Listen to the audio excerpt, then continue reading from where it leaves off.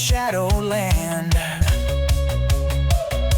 They've got fire, they've got style, they make chaos look worthwhile. Partners in crime, heartbeats aligned, together they're one of a kind. They're the couple that slays together, storming the world, it's now or never. Back to back, through thick and thin, in the game of life they always win. Blazing trails, leaving legends behind. Love so fierce, it's one of a kind. We're the couple that slays together. Oh. Hi, and welcome back to The Couple That Slays Together. I'm Katie. Hey, and I'm Brandon. Katie, we're about halfway through the week, through the Halloween week of 2025. How's your week going? It's going good so far. Knock on wood. My Monday wasn't too bad. I've got to be in the office again tomorrow, but hopefully that will be just as good. And this Friday is Halloween. We're kind of celebrating all week this week. We've got some trivia we're gonna be playing. We've got some stuff. I've got some stuff going on at work. All sorts of different stuff. I didn't get a chance to tell you something funny, by the way. So we were talking about how your job kind of does more events than my job. I'm in a very small law firm now versus a bigger in-house corporate. And about a week or so ago, I got an email that said to click this link to let HR know what costume you're going to be wearing for the Halloween party. And I was like, spam. Right. That is so not aptly. Yeah, that's funny. Yeah, I might wear this shirt into the office because it's a Halloween themed shirt. Right thing you're allowed to do that I may. Yeah, true. I thought you guys could wear two shirts. I mean, you could wear t-shirts and like logos and things like that aren't cheap. They're more of a sports group of individuals there than like horror. People are coming in that have had car accidents, house fires, things like that. So it's just, a little bit more professional. But like I do wear like my OFOs. Yeah. I guess I didn't realize that you guys had people that you have walk-ins. I kind of always thought it was either by appointment or they met outside the office. I mean, well, not necessarily walk-ins, but like if you have a case that you have to go to mediation for. Yeah. So they're trying to settle either before the lawsuit or before a judgment, that we have like conference rooms. Sure. So then you'll have people from both sides of the case, plaintiff and defendant or witness or things like that. So, I mean, there is an aspect of, decorum. Yeah. Yeah.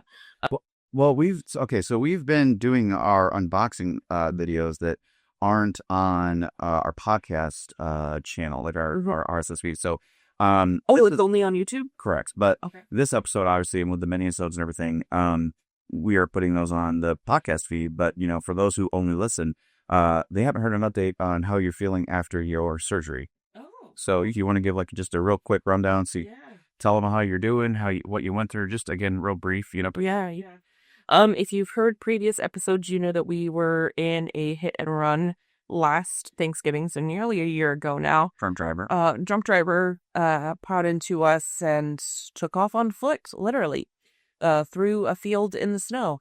But from that, I had some complications with just what we now know was nerve pain. I kept thinking it was like muscle tendon. I had so many different x-rays and CAT scans and MRI. I ended up needing a cervical fusion of my C5, C6, C7. So I got a nice little scar. She's healing though. She's looking good. It's good. I tell everybody it's my badass star. Yeah. But that was in June. And technically speaking, I was in a neck brace for 6 weeks. And then I've done physical therapy and I still get stiff. I literally was just doing some stretches before we got in here just because it's been a long day. Driving is what kind of hurts my neck the most. Yep. Just kind of you need to see your mirrors and things like that. But I cannot complain about the process. Yep. I was so scared and so nervous about my surgeon. I love my surgeon and I'm very much a details person. But when he was literally showing me exactly how they were going to have to do what they have to do, I was just like, I can't do this. Sure. But you were definitely there with me every step of the way. They definitely took care of me and everything, for better or for sickness and health. Yep. I will say the MRI was an experience for both of us. You had and I'm not saying this in a spiteful way. This was just how it worked out because with my insurance, I had to do my MRI an hour and 20 minutes away, and I did it in off state And by yourself. by myself. So that you weren't with me, and again, I don't say that I was fight. I did offer. Yeah. I did offer because you were doing it because it was closer to your job. It's where I had to go for my insurance. Yeah. Yep. But at that point, like I was at my job as well, like down in Carmel, and you were where you're at. And then, so I did offer when you called me, get kind of panicky in between. Yeah. But then you were like, no, I'm going to take a few breaths and again, I'm going to get done. Well, to be fair, and again, we'll wrap this up pretty quick, but she had a little bit more of now as traumatic as an MRI is for people, you had a little bit more of a Zen garden for a room, if you will. It was like mood lit with like nice blue light. It was still really warm. It was way too warm for me. But the room was nice and cold and chill. I just said it was way too warm. Oh, I thought you meant the machine. No, all of it was too warm. Yeah. Well, but my room, my hospital room, it was like, the other thing too was they let me be in the room with her holding her foot and leg and stuff. At first they wouldn't. Right. But where I was at, it was at John Ball Hospital or whatever it's called, War Hospital. Ball Memorial. Yeah. And it was like the hospital room that time forgot. It was very old, very dingy, very sepia tones, and the nurses weren't as sympathetic or empathetic as yours were, and you were allowed to wear your clothes where I made sure I had no metal. Right. Well, no matter what, I was not allowed to wear my clothes. Even if it didn't have metal? Right. I had to wear a really heavy, thick hospital gown, and originally they had it on backward, and it was like a really thick neck, and it was like strangling me. And they also put the headphones on me, and they were really thick ones with a really thick cable that was like this on my neck. And so it was a very uncomfortable like situation. And I made the mistake of leaving my eyes open while going in the machine. It was like right here. Same thing I did. Yeah. So I asked them, if I could wear a shirt. They said no. But then I asked them, can I turn the robe around so the thick part was on my back? And they agreed to that. And once I did that and then went in the machine, it was easy for me to get. It wasn't easy, but it was more comforting, I guess. But you kind of went through it, right? Yeah, my head popped out the other side. Yeah, I didn't. I'm stuck in. Yeah, and that's honestly where I made my big mistake was for one thing, my mom has had MRIs before, and she was telling me that they gave her like a weighted like eye mask and headphones, so like you couldn't open your eyes and see and things like that. That wasn't the case for me. I didn't have any of that. Yeah. They did give you it's almost like a blood pressure cuff fall. Yep. And if you but panicked and you need to get immediately out, you can press it and it like zings you out. But what I told myself was I was just going to keep my eyes closed the entire time. But instinctually, as soon as that bench starts to move, you open your eyes kind of like, where am I going? Yeah. And that's what did me in the first time. The other thing was because of my anxiety disorder that I have, I talked to my GP and they gave me one, I think it was Xanax. Yeah. I'm pretty sure it was a Xanax. They gave me one and they said to take it about an hour before the MRI were to start. And we weren't that far away, so I took it at home, and because we're like 5 minutes away. Yeah. And we got over there, and it really hit me. Like, I couldn't even barely walk. Yeah. I got put into a wheelchair, and he wheeled me down because I just was, like, totally disoriented. Couldn't, like, it was a different sensation. But it was like they took a while to get me into the MRI, and by the time I got to the MRI, it had worn off. Yep. It's like I took it way too early. I really should have taken it, like, I don't even know, in the waiting room. Yeah. Well, anyway, we said not too long on it, but that we've had some tedious months here, and that's why you also see some time gappage in our episodes here. We have a few that we did record that are still coming out for you as well. Yep. We've reviewed we reviewed these back in April. We did Creature from the Black Lagoon, Saw, Abigail, and help me. I don't know. The Howling. And so and we also have 3 more minisodes to put out. So It's just a matter of me getting to those. And obviously I had my own struggles with the accident as well. And just got really busy with con season. And being a caretaker for me, because I mean, he really had to help me with everything there for a while. Yep. Oh. Yep. And that's, and again, we'll get into our content here in a minute, but, I know, so, I'm the type of person that doesn't like wasted energy. And so I know that you were a little non-confident in my ability pre-surgery, but it was one of those things where it's like, well, I don't want to it's not that I wouldn't help you with anything, but I put on my super husband cape during that time. I didn't, and it's not like, again, it's not like I wouldn't do it before or after, but, you have to prioritize things in their time.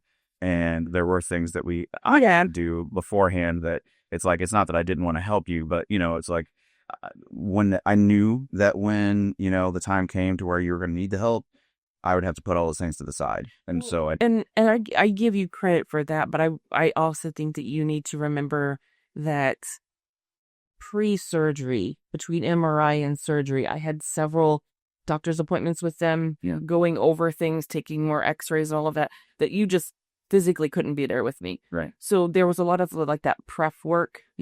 And God bless them. I am going to say I went to Indiana Spine Group. They're amazing. They know what they're doing. I did feel like they were competent. I do feel like they were a little over cautionary, which for someone with like me with an anxiety disorder that's already going, if this happens, then I'll do this. If this happens, I'll do this. Plan A, plan B, plan C. They're very overly cautious, and they're rightfully so. You're having surgery on your spine. Yeah. But I think that prep work for me really put me over, like, yes, I'm in pain. Yes, this needs to be fixed. But, oh my God, what is my life going to be for the next month and a half and more? Because I still have more appointments and more x-rays to still go. I do feel like hopefully, knock on wood, the worst is behind us when it comes to the recovery of this. But it was just that, like, they want to cross all their T's and dot all their I's, but in a way that only brought up more what ifs for me. Yeah. And I will say this, being in my job, I do get to see a lot of cases similar to mine. Car accidents, surgeries needed afterward, yada, yada. And I have seen that some of these things truly do happen. Like someone that I did work with, they nicked an artery and it was a really bad hospital stay. Other people, they have had to come back and do revision surgeries and things like that. So it's almost one of those, like, if I was a little bit more ignorant on the function. Well, that, and I mean, a little bit better. And this isn't me making fun of you, that, but yeah, with your anxiety, you do tend to irrationalize things, like, well, not necessarily irrationalize, but like you tend to play out the what ifs in your head, and I go to the worst case. Right. Whereas again, it's like, I know that this is what you're doing. I need to just let you get through it. There's nothing I can do. As much as you want to reach out to me, be like, do this for me, or like, save, like, I just can't. You know what I mean? And so it's like, it's one of those things where it's like, all right, I know this sucks. I'll be right by your side, but I need you to get through this. Like, it's one of those, it's like that Papa Roach lyric. I'll be there for you when you come around. You know what I mean? Like, when you get out of it, well, I'll still be here. You know what I mean? Right. Like, I will say that, like, when I was out of it, like fresh out of surgery, you were really on top of, it's time for your next medication. It's time to make sure you're hydrating. It's time to make sure you're getting up and, moving and things like that, because time for a shower. Girl, time for a shower. Let's go. Because you do, I mean, if anyone has been through surgery, you know exactly what that's like, where time just kind of gets fuzzy and hazy and you're sleeping all different hours and different, there was a time where I couldn't lay down in bed really because I have CPAP and I'm braced and all this, so I'm sleeping on the couch. So then I'm up till 3, 4, 5 a.m., which is not me, unable to really sleep, and then sleeping late. So you really were kind of on top of it with our animals and what needed to be done, and made sure time. I think you even have like timers on your phone where you were making sure the hours and everything. So major props to you. Definitely proved that you can handle it. Yep. But it was just simply the beforehand, because they're just, like I said, there's a lot. There's a lot of checklists and just precautions because it is surgery on your spine. Yeah. With all of that said, Yeah. I am so glad that we are past where we're past. Yeah. We're moving forward. Hopefully this only gets better. We so appreciate everyone out there that has reached out and asked about how, specifically me, but both of us after the car accident, we just want to say thank you. Yeah. Yeah. There, like you said, there's really not a lot that a lot of other people can do. You're not, our friends aren't spinal surgeons that are going to be able to fix me, but we got to where we needed to be, and the thoughts and prayers were much appreciated. Yeah. With that said, I think, are we going to do back to our Would You Rather book?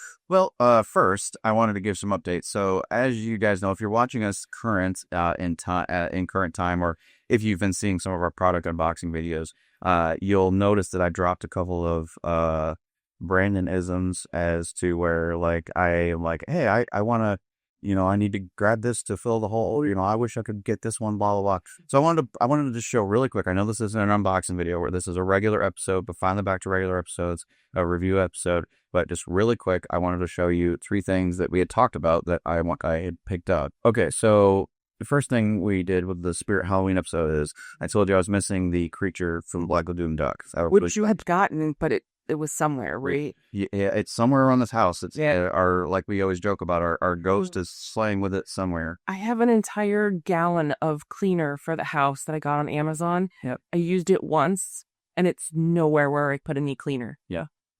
That's weird. It'll show up in 6 to 9 months, like sitting in a very obvious spot. It's just what it's going to do. But we also we're thinking that we accidentally tossed the creature from the Black Lagoon Duck. And it's weird. Possible. Here's the thing. We're getting to the end of the Halloween season, right? And there were like a plethora of things that were just multiples you see everywhere at Spirit Halloweens.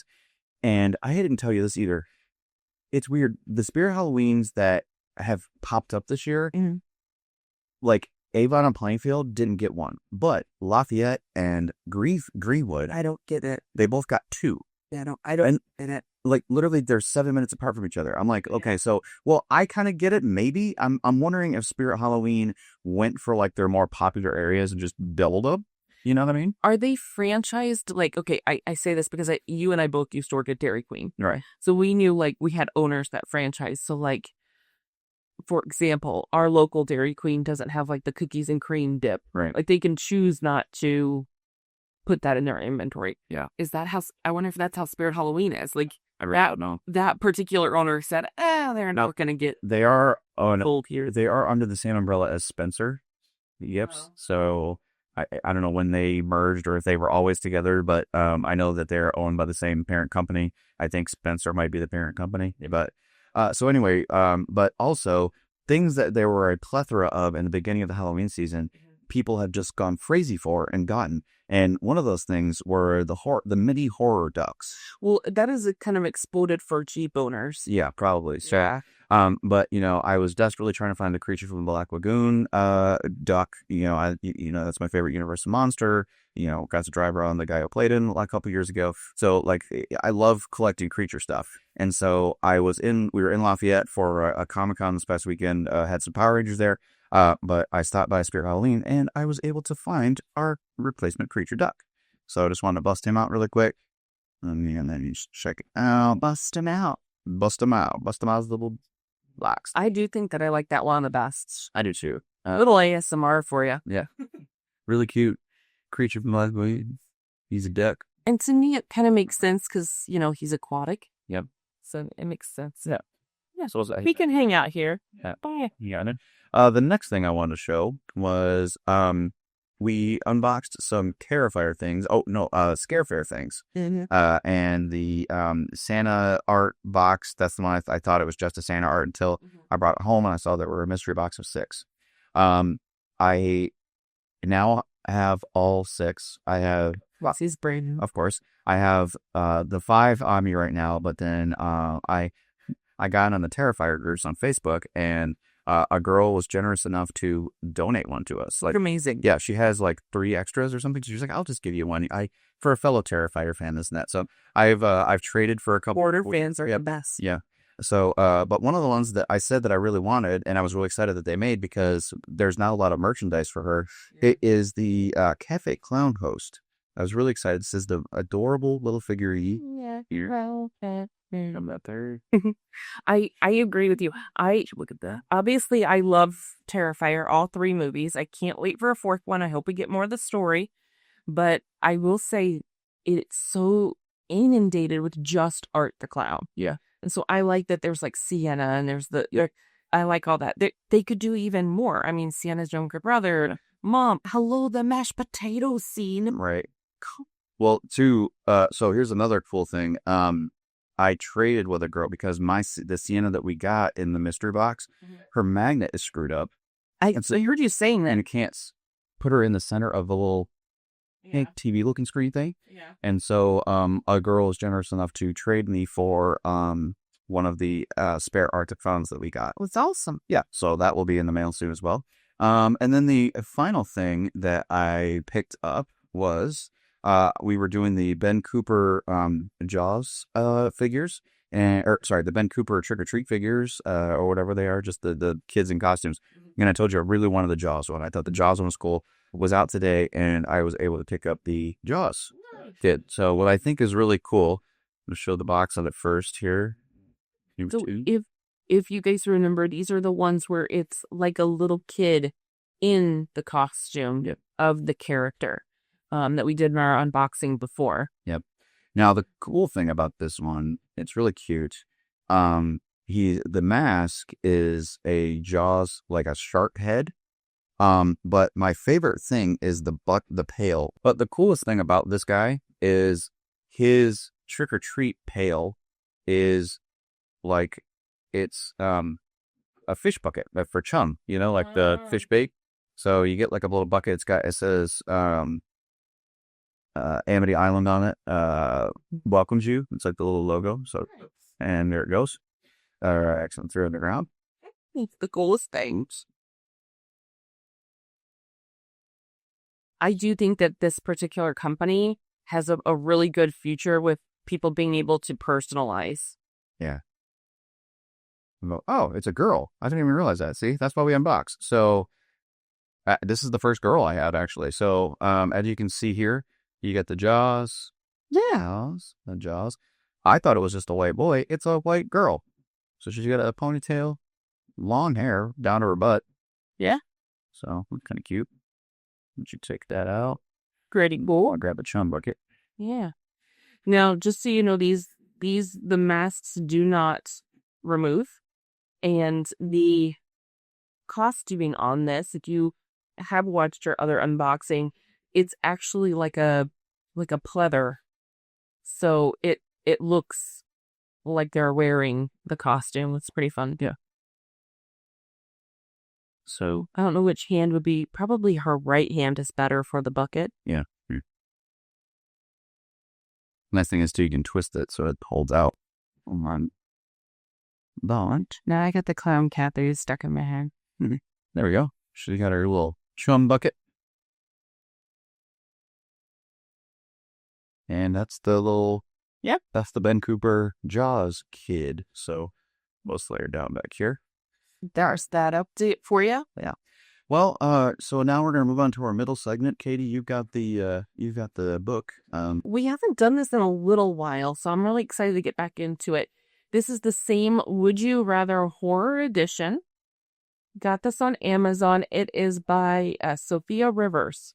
If you have listened to us priorly or watched us prior, we like to just randomly choose. We will do one question for each other, and we invite you all to put in the comments what your answer is, because we're curious as well. These are pretty fun. Obviously, the title speaks for itself. It's Would You Rather, and they're horror questions.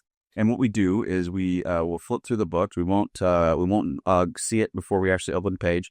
We'll just open it, pick one to read, and it'll be right on the spot. So, Katie, hit you with a question. All right. So this is so that you know there's multiple on each page. I just go with the one that my eyes see first. And as long as we haven't done it before, then we'll ask that question. Yeah. All right. So would you rather bear the ominous knowledge of your deeds and misdeeds of all your previous lives, or possess the chilling understanding of the mysteries that unfold beyond the veil of death. So, kind of, do you want to know past or future? Well, since we are the couple that slays together, and we are one of those hold a record of wrongs and rights sometimes with our marriage. When it comes to no tallies of what is he always saying? Look, keep those records of wrongs, as the Bible says, but except for when it comes to how many times we have done the dishes in the laundry. I'm still human.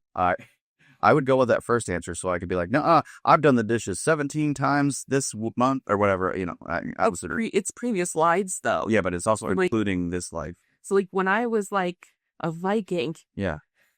But remember when I ran that person through for you back in 1509? And remember when I washed that dish in 2013? Yeah, I do, because that was the last time you watched it. Whatever. See.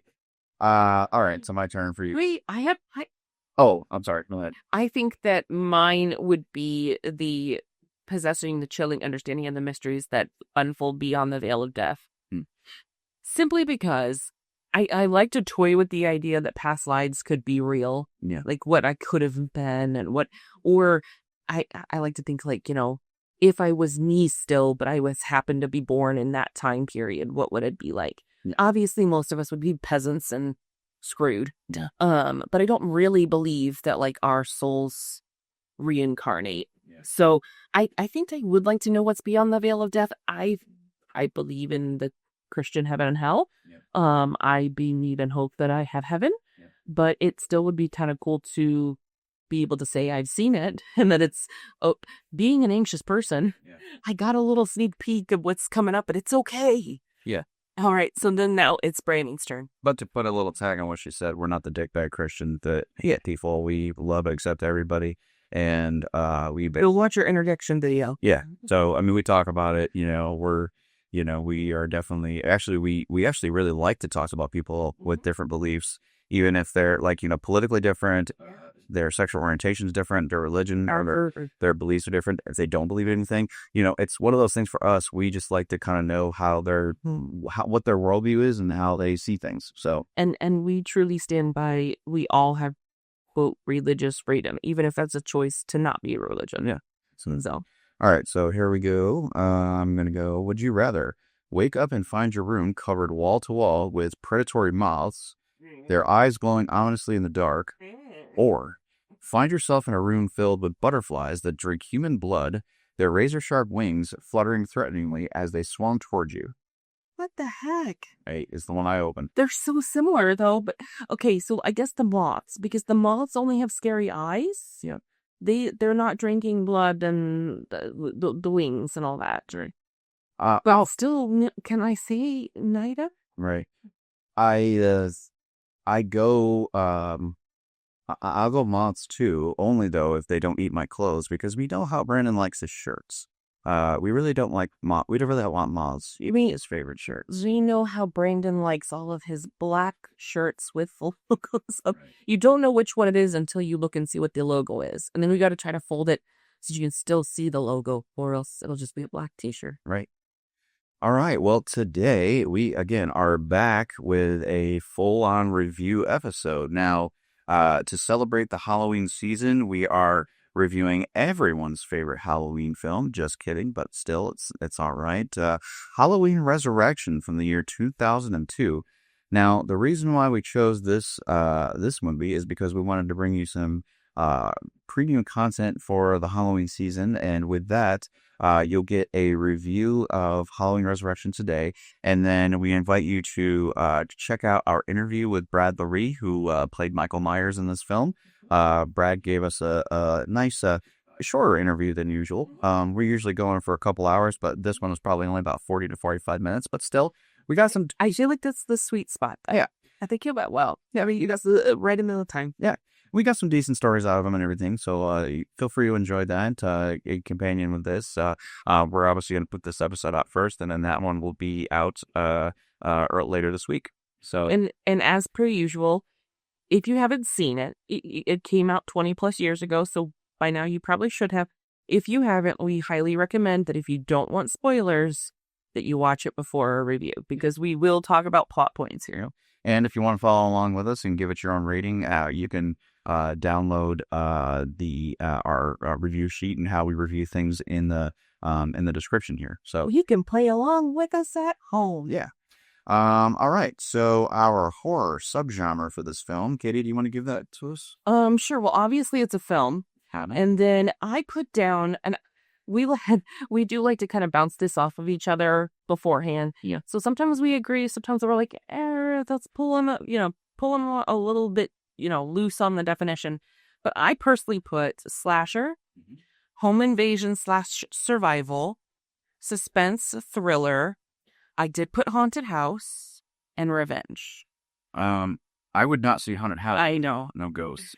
We talked about that. Yeah. But the bulk of the movie is in the creepy house. Sure. And to me, the way that it's kind of played out is the house itself is kind of its own character because they're there because they know it's the Myers house. That's fair. So that's why I put it on there. Yeah.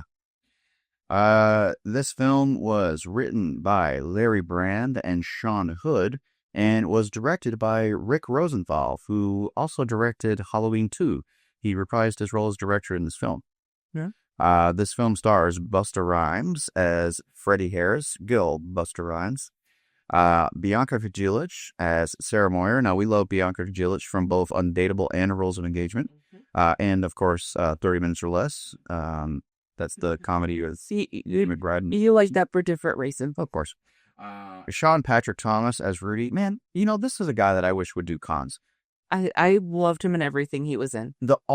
He's like the ultimate 90s, early 2000s actor. Like, he was just in everything back then. Well, can I say this as, I am a white person, but it does seem like she kind of played the token character a lot. Like, doesn't mean she's all that. And I can't remember. I think that might have been. He was like the one buddy on but Cruel Intentions. He was amazing, and obviously Save the Last Dance. Yep.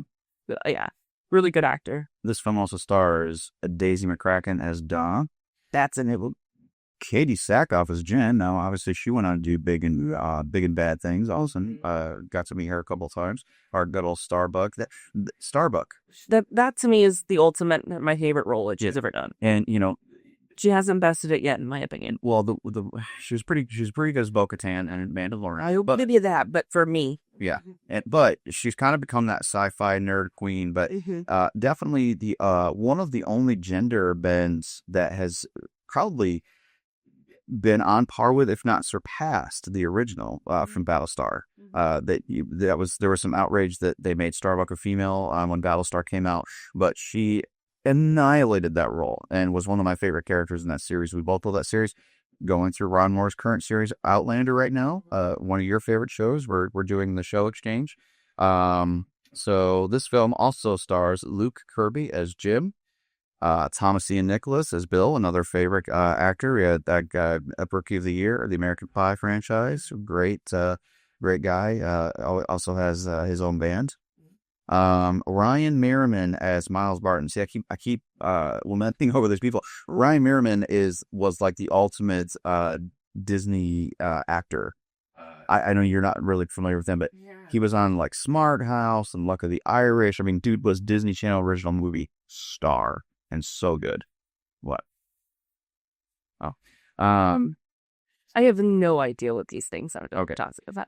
Great movies from my childhood, but probably either you weren't allowed to watch or you just missed them. Maybe. I don't know. We didn't really have the Disney Channel, I guess. So. Okay. This film also stars Tyra Banks as Nora, Billy Kay as Scott. Now, I put this guy in here because we know him from something else. Kyle Labine as Teen Party Guy. He is also the stoner in Freddy vs. Jason and is Tucker and Dale star Tyler Labine's brother. Big guy. Yep. Pretty cool. Yep. And of course, our buddy Brad Loree as Michael Myers and Jamie Lee Curtis as Laurie Strode, who was killed off in the beginning of this. It was in 1C. Yep. All right. So our mini plot summary for this film. 3 years after he last terrorized his sister, Michael Myers confronts her again before traveling to Haddonfield to deal with the cast and crew of a reality show, which is being broadcast from his old home. Now, You could almost say he just went home and they interrupted his space. I'd say so. Interesting concept for a movie. I'm really surprised that that's the one that got greenlit. Yeah. But we'll get into that. But I put down here too that I think that it was very much a time capsule movie. Yeah. It's really for its time. It's satirical for its time. The Blackberries and the reality TV and the online streaming of videos was all such new technology. And anytime we've got new technology, we get horror about it, right? Mm-hmm. Yeah. All right. Our opening sequence is the aftermath of Halloween H2O. Again, I've said this, but one of my favorite horror movies of all time. It's in my top 5. This one, not so much, but I still enjoy it. But again, we'll get into that later. And did like the twist that they made on it. Yeah. Because you did not have that twist in H2O. Right. You find out in this movie that it wasn't actually Michael. Yep. That she kept. Yep. So and that she had the moment with. Yes.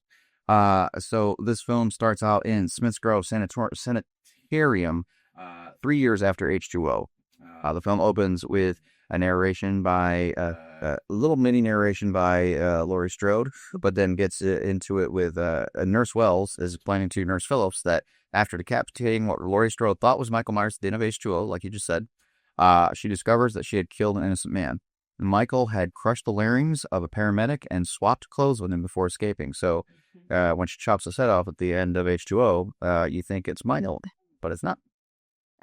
Inside the sanitarium, we see a nurse delivering medication as the camera glides through the corridors, showing other patients obsessed with famous killers. Loree is revealed to be in a catatonic state, collecting dolls and seemingly unresponsive, but we quickly learn that she is not as helpless as she appears. She's faking her taking her medicine, sticking it in the bear, and Michael shows up. Don't they say, kind of slightly in passing, that she hasn't spoken? Yeah. Yeah, she's not said a word in 3 years. Yeah. When Michael arrives, it is nighttime. He enters the facility, killing a security guard by impaling him on a gate, and another by decapitating him with a knife. That's when he does the cool drop down again. Like, I know that was such a famous shot from H2O, and they went ahead and repeated it with Halloween Resurrection. I'm going to say something here, and I realize we'll disagree. That's that and the face in the circular window are about the only 2 things from H2O that I like. And honestly, the kind of the only 2 things that I fully remember each time. Yeah. I'm like, oh yeah, it's that one that they do that at. Yeah, but again, I always make her watch it on Halloween anyway. So, so I'm sorry, but not that sorry, because I'm the one that's married to her. Yep. So Michael enters her room, and she is kind of fake hiding from him, hits him, and then goes to the roof, and where she has rigged up the pulley system that lifts him by the leg, inearing him, and she takes his knife, ready to end to good, but hesitates, remembering her fatal mistake in H2O. Well, he's hanging, like, off the side of the building. Yeah. So it's not like he's just hanging on the roof. He's like, if he gets dropped, he's dead, because it's... When did she have time to go on the roof to do that? I don't know. And how did she get access to it? I know. Very, very weird. But it worked for the plot, I guess. Exactly, because plot. Yeah. She is stabbed. Michael basically fakes his, he does the sympathetic reach out, which again doesn't really make sense because it wasn't him at the end of H2O. So why? How would he even know? Right. How are we reenacting that? That's very odd. But he's able to pull her toward him, and he gets his knife back and stabs her. And she says, "I'll see you in hell," and kisses him on the mask and falls to her death into the bushes. And it's very much a callback from The Fall in the earlier movie. Yep. Again, in 1, right? In the first one, yeah. And it's interesting too because as a kid watching this movie, I was always like, "Oh, she just fell in the bushes. She could be okay." Right. She got stabbed in the side. That probably wasn't that fated. Been through a lot worse. Exactly. All right. So, and then obviously we have a title sequence after that. And then there's a time jump months later in Haddonfield. We get introduced to Dangertainment. We meet Freddie Harris, played by Busta Rhymes, and Nora Winston, played by Tyra Banks. They're the founders of this company, Dangertainment. They're an online reality show company. Their idea, place a group of college students in the old Myers house on Halloween night with cameras streaming live to the internet. The Charlie, go ahead. Now, during that, the nice question for you. Yeah. Do you think that was a good casting choice? Wait, what are you saying? Busta Rhymes and Tyra Banks. That was a good casting choice to be in a Halloween movie. Okay, so I gotta break that down a little bit. We had a low Cool J and H2O. Yeah. Gotta break that down a little bit because, for what they were going for this film, yes. For this film specifically, like, now, it's hard because, you get that question, there were a lot of people that questioned Heath Ledger as Joker and Chris Evans as Captain America. And amazing choices for both. Exactly. So you never know what someone's hiding in their acting repertoire, in back of their pocket. Even Batflick. Oh, yeah. He was, we were all like, what are they thinking? Until we saw him. And he was I personally, to me, didn't like the casting of Busta Rhymes and Tyra Banks because it made this movie seem more like a dark comedy than being truly in the Halloween franchise. Yeah. Personal opinion. This is an opinion in a review show. Yeah. He was hilarious. Yeah. He was entertaining. She was entertaining. Very much of the time, again, time capsule, big names to use at that time. But to me, it was a distraction. Yeah. The participants chosen, they attend a prep event where Freddy theatrically introduces the concept. He explains they'll spend the night exploring the real house of a killer. Meanwhile, Sarah's online friend Deckard, played by Ryan Meerman, a high schooler with a crush on her, promises to watch the live stream and keep her safe virtually. So he ends up watching it at a Halloween party. He finds an open room and goes in there and he's able to log on and see it. So we get to the Myers house. The group enters the decaying Myers house, each outfitted with a head-mounted camera to broadcast their perspective. Freddy and Nora monitor them from a nearby control room filled with screens. As they explore, it's clear that some parts of the house are staged for drama, fake skeletons, rubber knives, and planted props. Freddy wants shock, not authenticity, which is true because, she goes down, I think, in the basement, one of the girls, she finds an arm that says made in China. Right. Yep. And again, it's very much a commentary on the quote-unquote reality TV. Yep. They still do things like that all the time. Right. Like, you don't tell the contestants, but it's... Yeah. Or one of those ghost hunter shows that you like, they almost... Oh, this is a long time. Right. Well, I know. But they almost always, for some reason or another, piss themselves. Like, oh, I got it. I think I feel it. Oh, I pissed my... I was just talking to one of my attorneys today about he stayed at a haunted hotel over the weekend with his girlfriend, fiance, and he was explaining like, yeah, they heard things, but it was like, okay, that's an old radiator that's turning on, right? And I did tell him there was episode, I think it was of the Ghost Adventures, Ghost Runner, something like that, and they were doing a little spirit box, and they were like, if you're here, what's your name? And it responded, your mom. I literally said, that is the most millennial ghost that my favorite spoof on that kind of stuff was the Andy Dick show way back from me. Yes. And he was in they just go into a gas station and with the lights off that they're pretending like a planet or whatever. You hear him on the mic was, ow, yeah, I dropped a can of beans on my toe. Laughing so hard. And back then you also had scare tactics where, it was like a candid camera. They didn't know that it was fake and they would levitate stuff or whatever. And then you had obviously Fear Factor. But then what was the one that it was Linda Blair hosted it. And they had the face cam thing and they would go in teams in the haunted rooms. I don't know, but that sounds awesome. It was. I was in fact, my very religious mother, very Christian mother, she and I would watch that together because it was entertaining. Yeah. If you remember, put it in the comments because I'll have to Google it later. But I know it was Linda Blair. Yeah. And they would be like, this is, this history of this building, da da da da. And then they would just unleash like the randos. Yeah. And they'd be like rigged up with camera. I'm pretty sure that Andy Dick, that's who he was, Oh, okay. Making fun of. Well, no, yeah, they were, no, they weren't. Wait, I know. It's like MTV's Fear. Was it Fear? Yeah, like there was that MTV show Fear. That's what they were making fun of because they used the Godsmack theme. I'm not the one who's so far away. Each for part now with a see in that mixer.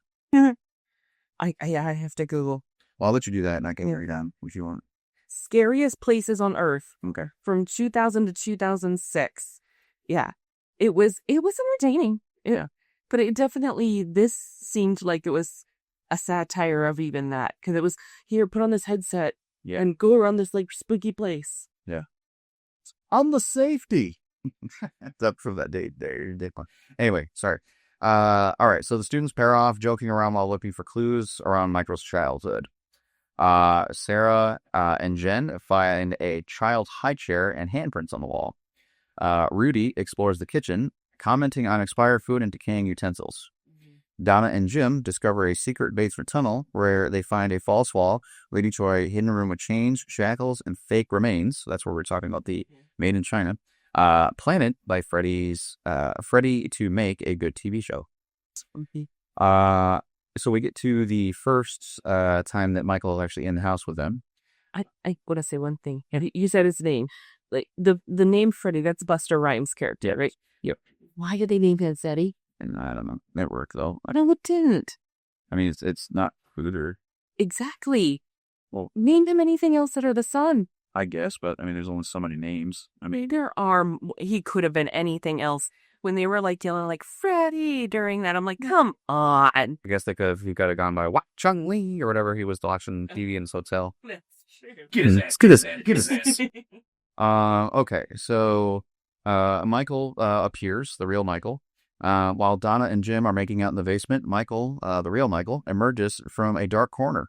Because young 20-somethings always have to get frisky. Right? Mm-hmm. He impales Jim and chases Donna into a crawl space, killing her by impaling her spike through the chest. Freddy, unaware that it's real, thinks it's great acting. Deckard, meanwhile, at his party, Deckard and the high school crowd cheer and comment as they watch live, thinking it's all actual entertainment. Meanwhile, Deckard's watching and he's like, I know this isn't real, but everybody else is going with it. Meanwhile, Michael kills Jen, Katie Sackhoff, by decapitating her in front of Sarek's camera feed. Shocking all... Really cool kill. Yeah. Shocked all viewers who assumed it was just a stunt. We get to the realization, Freddy's mistake. Freddy, this was probably one of the funniest parts to me. Freddy, dressed as Michael Myers for a fake scare, runs into the real Michael in the house, mistaking him for a crew member. He scolds him for not staying on script, and he yells, I said you're supposed to be in the back of the house.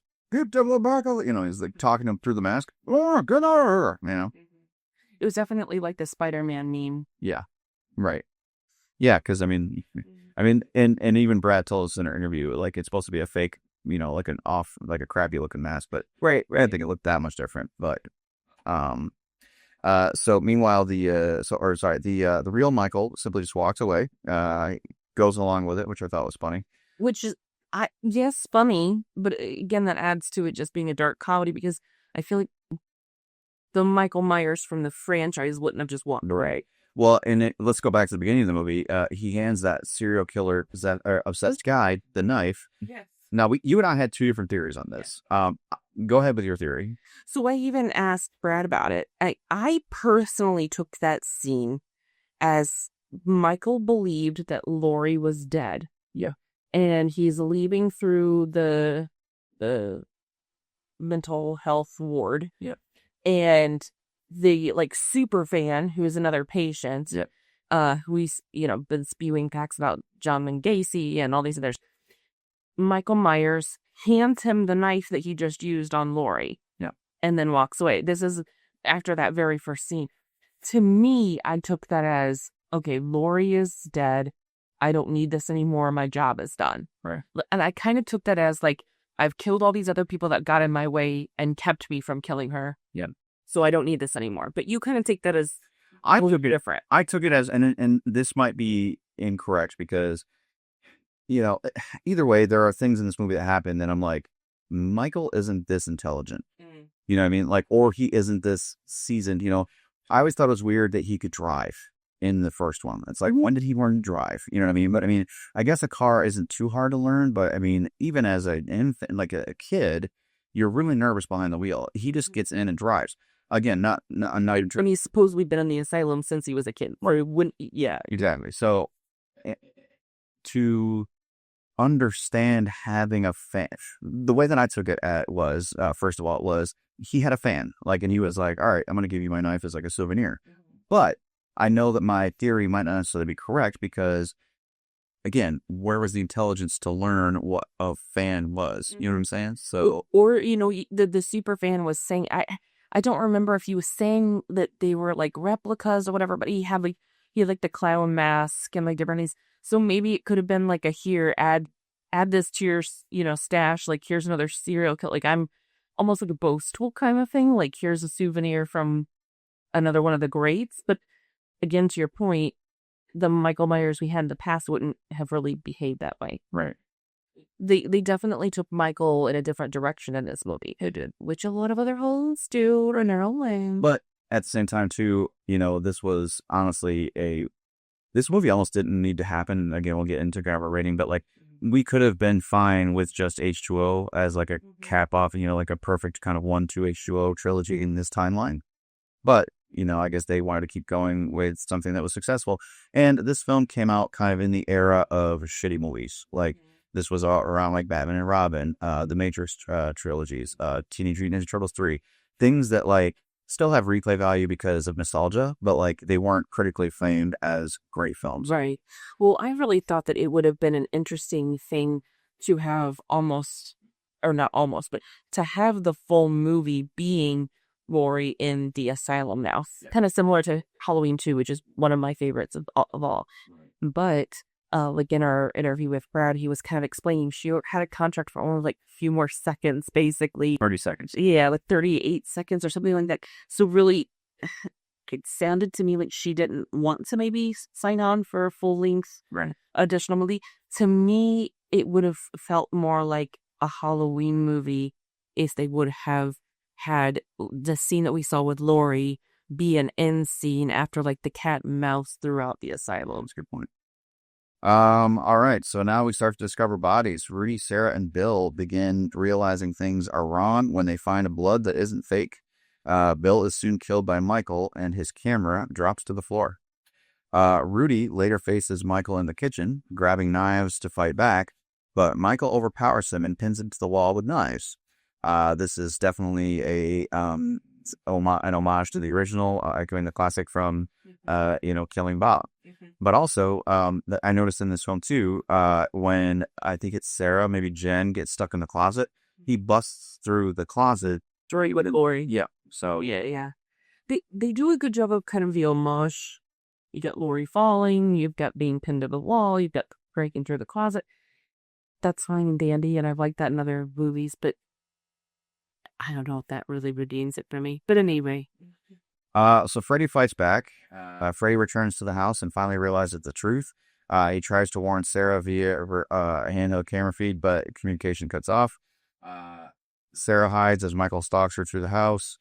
She uses her Palm Pilots with text from Deckard from the party. He's directing her through the house. All right, I said BlackBerry, but it was Palm Pilot. Yeah. BlackBerry, Palm Pilot, Razor, pager, everything, from that day. QWERTY keyboard. I always want to want the sidekicks that yelled flits. I always wanted a Nextel BlackBerry, the walkie-talkie phones and BlackBerry. I was just telling somebody the other day, it's like, man, if you had that phone, you were like a god among men. Well, for us girls, us ladies, we all wanted the pink Razor. I still don't have one, but I miss a flip phone. Not gonna lie. So, then we get to the attic battle. Freddy reappears physically and confronts Michael, engaging in hand-to-hand fight with martial arts moves and shouting one-liners, "Trick or treat, motherfucker!" Like a mad in comedy. Right. The fight spills into the basement and then to the garage, where electrical fires ignite. Freddy stabs Michael in a live electrical fire, electrocuting him and engulfing the area in flames. Hey, Mike, come see me! Mike, come see me! It's all my favorite. Like, I love that scene so much. It's so fucking funny. Sarah and Freddy narrowly escape the Myers house as it is burned. We then get to our ending or epilogue or aftermath, however you want to say it. The next morning. Yeah. So when the authorities arrive, Sarah thanks Deckard on live TV for saving her. She tells reporters in an interview that, actually, I'm sorry, Freddy tells interviewers that, this is a real person, a real killer. If you realize this is a mistake, and says, basically, fuck you to everybody that's watching. So, they wheel, so then we cut to the morgue, where they wheel in Michael Myers. They tell him that they have a slurry. It's Michael Myers. They unzip the bag, and Michael's eyes snap open and cuts to black. And the movie's done. To me, this movie is very F around and find out. Yeah. Because it seems like the setup to this seemed to me like Michael killed Loree, gave a knife, was like, I'm good, I'm going home. Yeah. And then they bombard his home. Yeah. So they effed around and now they find it out. Yep. Fuck around and find out. Weren't censored here. You didn't say it. Yeah, but just in case. Couple notes here. I thought it was really funny that Busta Rhymes had one sideburn. And it wasn't your traditional sideburn. Oh yeah, I even said it when we were watching it. He's got one sideburn and it curls out like this. It's like a J on his face. And it was like only one. I thought that was kind of silly. He should have made it into a B. Yeah. Right. Yeah. So along, as you guys have seen, we have reviewed five technically, but six NECA Michael Myers figures this week along with this. If you haven't seen it, go check it out. But NECA has announced a Halloween Resurrection Michael Myers figure that will be out in Q1 of 2026. The special, now we talked about this before, in the Curse of Michael Myers NECA figure, they put in the little green, like whatever, the chemical that Paul Rudd stabs him with in the face. Mm-hmm. And then in the H2O NECA figure, you get the Joseph Gordon-Levitt ice skate that gets hit in his face. This NECA figure, you get the camera that Michael stabbed the cameraman with in the beginning of it. So that's like one of the only accessories. Again, probably not the best accessory, but I thought that was kind of a neat touch. But I mean, if you're thinking about like accessories that, make this specific to that movie, yeah, it's perfect for the figure. Yeah, I mean, I would argue to say that like the handheld or the headset cameras would be kind of better. Yeah. But then it's also like, well, who do you put it on though? Because Michael didn't have it on. Yeah. So like, yeah, I get it. Yeah. There. And I know I just mentioned this, but I kind of want to go more deep into it because it takes some notes. This film very much did come out in the transition time of film. That time period between like 1998 and 2002, between that era, is when all the shit sequels kind of came out and hit. They were critically acclaimed. You've got movies like Batman and Robin, Too Fast, Too Furious, The Matrix. Hey, step back. Batman and Robin was the shiz. Oh, we all love it, but I'm saying like, critically, it just didn't do well. Yeah. Batman and Robin, Too Fast, Too Furious, The Matrix sequels, 007, Die Another Day. This is when 007 was starting to die out. Teenage Mutant Ninja Turtles 3, Terminator 3, even though James Cameron and I both love that movie, wasn't taken very well. Jurassic Park 3 too. Right. Jurassic Park 3, again, I love that movie, but, they just, well, I love you. Compared to, like, the Jurassic World films after this first one, just, this is when, You haven't even watched the newest one? Right. This was right before the reboot era that started around 2005 when we got smash hits like Batman Begins and Casino Royale. Those were the pioneers of the reboot generation. They started right around when we were getting out of high school. Well, let's call a spade a spade. All of it is trying to milk the same franchises. Is it going to sell a movie ticket? Are you going to, they're going to do something with that character, so I got to go see. Yeah, I do. Whether it's a reboot, a sequel, a prequel. Right.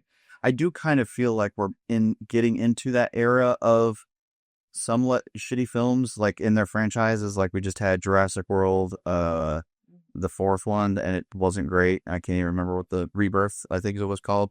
Not a great film at all. I know it was a little bit different for some people. But then, I mean, we also have some really great new ideas that we got this year with Sinner's Weapon. Oh, yeah. All of it, that's brand new. Hopefully, maybe franchise. We'll get more on it, but at least standalone, new, unique ideas for the most part. Sinners, you could argue a little bit. Fire, Megan, Black Phone, Chester, all of those. Yep. Yeah. So I think that there's a mix of both. I think that there's like the tried and true, use that character again, and this formula again. Always stick to the formula. Right. I will say this too. I really do feel like we're getting into a time period where we will not see Michael Myers for a little while. We haven't seen Jason Voorhees on the scene since 2009. And now with Sweet Revenge and the Jason universe popping up and they settled on my lawsuits, fuck you, Debbie, type of thing where Jason has been figured out. We're going to get new Jason content. But Michael, I feel like, is probably going to go on the back burner for right now. I personally think that if and when more Halloween movies come out, it will be a reboot. Yeah. I love Jamie Lee Curtis. No one can do better than Jamie Lee Curtis. But I kind of feel like in a way that doors closed. Yeah. They've rebooted and used her already. And I'm sorry, Halloween Ends just... I feel like fans deserved better. Same with the Rob Zombie's Halloween 2. Yeah, fans deserved better. I could foresee a younger, up-and-coming starlet, female actress, reprising Loree in a different way, and a young male actor reprising Michael Myers in possibly a different, updated day. You know, the 1970s baby sitting across the street is going to look different in 2020, 5, 6, 7, 8, whatever they do. Anyway. Well, I don't think that they would do another sequel. I'm thinking that if and when it would happen, it would need to be a reboot. Yeah, I agree. But with how, and this will get us into our interesting things to note, but with Halloween having 5 timelines, we've got the H2O timeline, we've got the Rob Zombie timeline, we've got the 2018 timeline, we've got the... is she a sister? Is she not a sister? Right, we've got the 4, 5, and 6 timeline with the first one, and then we've got the Halloween 3 standalone without Michael Myers in it. I would personally love to see if they're going to do anything. I would love, and again, the timeline's already muddied. They've already kind of, with the 2018, they've gone back and erased everything after the first one. I think it would make sense for just one. We don't need a bunch of them, maybe just one. If they, as much as I don't mind the film, if they canceled out The Curse of Michael Myers and we were able to see Jamie Lloyd, Danielle Harris's character from 4 and 5 as an adult, maybe she gets some kind of redemptive final film, that would be kind of neat. Maybe she's like the adopted mom of the realtor or whatever, like from the first one. Maybe she, kind of has like a cameo kind of Easter egg. Or maybe if they went with, the fact that Jamie Lee Curtis, Laurie Strode faked her death, and somehow they reunite in the film somehow, that would be kind of neat. Yeah.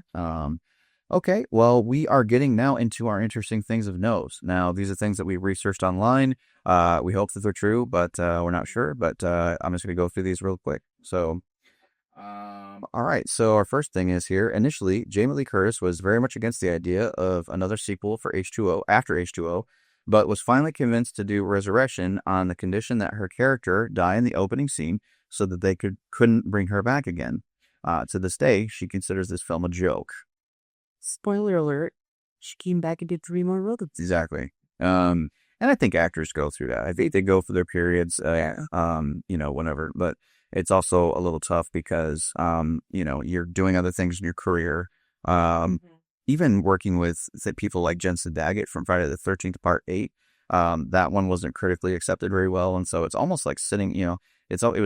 I compared it to sitting with like a Power Ranger actor who was kind of like ashamed to put that on their resume. She was kind of like looking at it the same way of I don't know how I felt about this and that or whatever. But she is a nepo baby. I mean, her mom was in Psycho.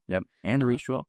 Yeah, and so I can understand the thought of not wanting to be typecast or seen only as, a Nepo baby or only as the Scream Queen, but wanting to step out. And obviously she's proven that she can. There's so many actors, I feel like it's them playing that role. Yeah. Whereas when I see something with Jamie Lee Curtis, it is so easy to believe that she's Lindsay Lohan's mom, but that she's also Laurie Strode. And then she's also in Knives Out, and it's completely different. She's obviously proven that. So I think maybe it is, she's more confident to come back and do the free that she did. Yeah. Curtis also revealed that there was a clause in the contract which prevented them from ever killing Michael Myers, thus negating the ending of H2O. I mean, that's Peggy Resurrection. Originally titled Halloween Homecoming, but it was renamed Resurrection given how Michael Myers, quote-unquote, died at the end of H2O. As we mentioned before, Rick Rosenthal directed this film, as well as Halloween 2, Return for this one. This was the first Halloween film to be affected by message board culture, with the producers reviewing fan opinions and theories while writing it. Yeah, that's a little bit ghetto writing, in my opinion. I mean, write your own thought. Not clap out. It really is. It's like when directors come out these days online. Like The Flash. They're like, well, I blame the fans for shitting on it so much. Okay, well, don't give us something to shit on if you don't want us to shit on it. They always have a tester audiences. They've always had. Yeah. And that, yes, is the internet way of doing it, but you can't say, oh, well, the tester audience said, and so I decided to go along with them. Well, it's to your product. Right. Well, and it's funny, you haven't seen The Flash, and I have a feeling you'll never watch The Flash. Which one are you talking about? The new one, the one with Michael Keaton and... Well, so I'll tell you a little bit about that, because I know you won't care. They got Michael Keaton back as Batman. You know what they did to him? They kept killing him over and over again. And the Flash kept trying to save him, and every time he would try to save both him and Supergirl, which, sidebar, the Supergirl in that film was a fucking badass, and it's a real unfortunate thing that she never got anything past that movie. Anyway, but you get him back, and you just keep having Zod killing him over and over again. Fuck you. So it's kind of like no matter what you do, you can't fix fate. Yep. Fate's gonna do. Yeah, all paths will lead to that outcome. Yeah. Yeah. Okay. Danielle Harris was considered for a role as a way to return her to the franchise. She eventually would return in Rob Zombie's 2007 remake. Which the first one I did like. Yeah, that was great. Yeah. Several different endings were shot, and the goal was to release different endings to different theaters. But the studio scrapped this idea, and the alternate endings were only made available as bonus features on the DVD, which maybe one day we'll have to watch. An extra interesting thing you note, 1985's Clue did the same thing, but they actually did that. So depending on what movie theater you went to and what time you went to, you got one of the different endings. Now, if you watch it, it'll say, this is how it could have happened, this is how it could have happened, and now this is how it really happened. Oh, but it's still Tim Curry, right? Not every time. Well, but the definitive ending was him? Yes. Yeah, I figured so. Yeah. I think it's the first one's Scarlet and then White, or White and then Scarlet, and then if he's the green. Yeah. I mean, that makes sense with that phone. Right. Bianca Kajilic was reportedly unable to scream during filming, and thus her screams had to be dubbed in post-production. Yeah, it's funny. And that one part, what? Why couldn't she scream? I don't know. But I know in that scene in the beginning, when she screamed and all the lights broke and there was like, oh yeah, like Freddy was or whatever, I thought that kind of was cheesy. I wasn't that epic of a scream. For better, Jennifer Love Hewitt did it better in Boy Meets World. Right. Despite Jennifer Love Hewitt. Right. Despite disappearing toward the end of the movie, Tyra Banks' character did have a death scene that was ultimately cut from the final film, which I will read because it was actually in our description, but I didn't read it because I didn't say it. But this here says, Nora's death. Nora was watching the feeds in the control room and sees Michael approaching on a monitor, but doesn't realize it's real until he's behind her. He strangles her with a camera cord, spilling her coffee across the controls. I would like to see this. Yeah, it's probably in a deleted scene. Probably. There were a lot more talking head interview scenes that were shot in the beginning that were removed as well. Due to all the reshoots, the characters' hairstyles were very greatly between scenes set on the same night. So they did like a reality TV show interviews that they ended up cutting. Yep. Just a couple more here. This was originally set for release in September 2001. However, the studio wasn't happy with the film and ordered reshoots, which took several months. The film was finally released July 2002, the only Halloween movie ever to be released during that month.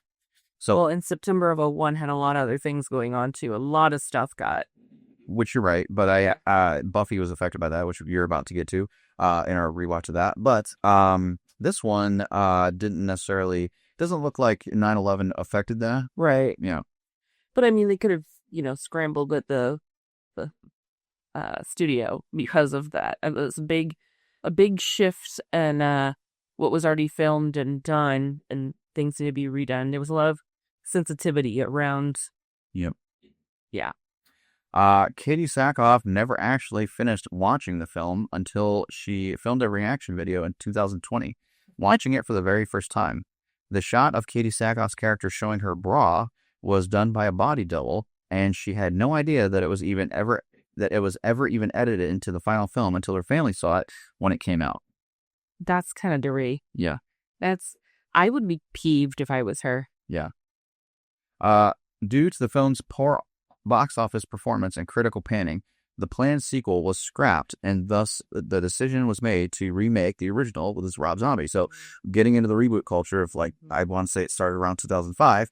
2007 was when Rob Zombie's Halloween started out. We get a little bit more of an origin of Michael, not just him killing his sister, but we get to see Sherry Reed Zombie play his mom and how shitty of a mother she was, and just all these other things. Yeah, because in the very original Halloween 1, in the very beginning, Michael kills his sister and he is a child. Yeah. And he's in the clown suit and it's Halloween. Yeah. But we don't ever really know why, other than like, oh, he must be deranged.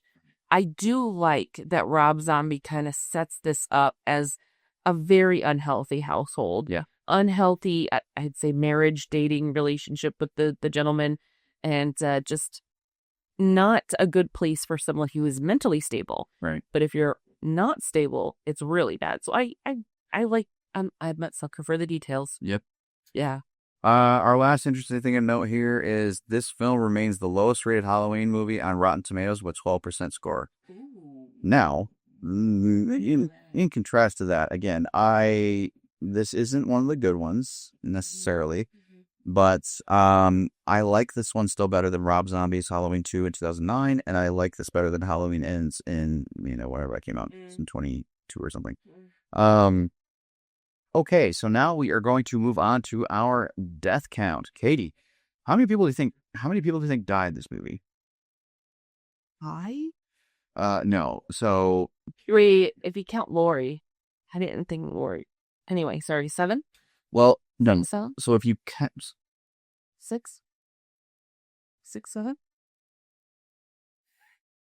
I didn't even think about it, so you just looked at me like, I don't know why it's so boring. No, Old. we talked about it all weekend in different spots. Nobody knows what to eat. We have asked kids, teens, 20 years It old. doesn't mean anything, but Nobody knows. There's a line in one song that's a crappy song that doesn't have like a big following in what I saw. Yeah. So just to give you the actual number, so the death count in this film is 10, but 11 if you count the reveal of the paramedic dying. Oh. So Can you really count that for this movie though? Because technically he just killed a blast. So that's why they give it like a 0.5. But you've got Franklin Monroe decapitated off screen, Willie Haynes throat slit with a chef's knife, Loree, obviously there's the two security guards and Loree, and then the people in the house. So all right, so now we are going to move on to our favorite scenes of the film. Katie, what is your favorite scene of this film? I liked when the Katie Sackhoff characters, they're smoking weed. Yeah. And I quoted, "We're wearing cameras." Yeah. Again, I don't think that the franchise is comedy, but this is definitely comedy. What about you? My favorite scene of this film was the Michael Myers versus Busta Rhymes. Every time they were on screen together, like, so the walking in the kitchen, they were, come on, man, get the fuck out of here. And then the fight, I mean, he like Chung Lee's this dude, like wherever that guy's name is. I mean, just the kick was fucking dope. Like the fact that someone is tall enough to go toe to toe with, Michael Myers, and obviously LL Cool J couldn't necessarily in H2O. I mean, Busta Rhymes kind of fucks him up a little bit, and I thought that was hilarious. Well, and it's a kind of a callback to when he's in a hotel room that he likes come through these, and like, yeah. And I'll be honest with you, man, I feel like if Busta Rhymes busted a kick out from that, I'd be knocked the fuck out. Your Solar Rix is Right. All right. So, Kate, what was your favorite death, or what was the best death in this film, in your opinion? So what I wrote down is the Loree at the beginning. Yeah. I did, I liked the, like, I'll see you in hell, and then she falls down. That's cinematic. I like that. Yeah. I will say I also like the Katie Sackhoff head and bouncing down. Both of those are the two that I kind of remember the most each time I think about this movie. Yeah. Of those two, I think I still gotta get it to the Loree. Yeah. Ollie, what about you? I'm gonna go with the camera guy with the camera. Like, I thought that was a really cool kill.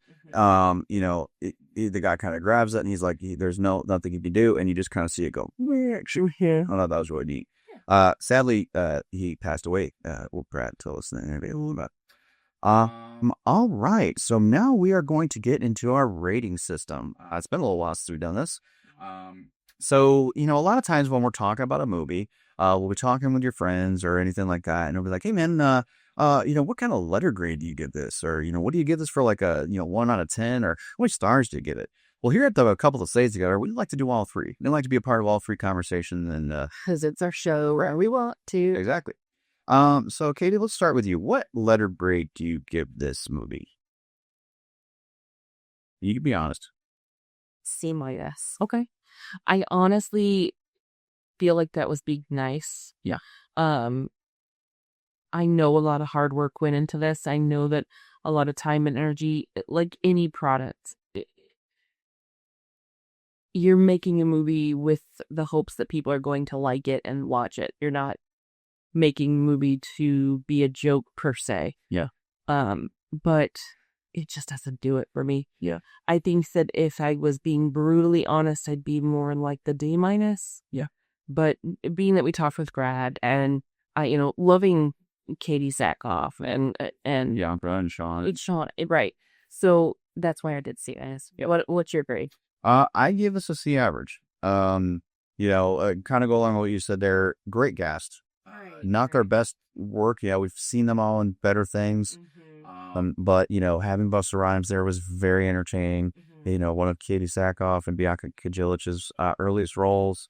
This was at the prime of Thomasine Nicholas and Sean Patrick Thomas. This fucking that's 3 names. But seeing those guys in their prime and just doing another film like this, and matching those guys up, I just thought it was really cool. I thought the casting was great. Pacing of this film was pretty healthy. Despite it not being a great movie, it still does kind of hold up a little bit in that regard. So I give it a letter grade of C. On a scale of 1 to 10, I give this a 7 out of 10. I gave it a 6. Okay, that's a fair rate. Yeah. I specifically noted it's dated, it's time capsuled. You could say that really about any movie that doesn't have like the technology that we have today. Right. The first Halloween, it's very much the 70s. Yeah. But it's still rewatchable, in my opinion. Yeah.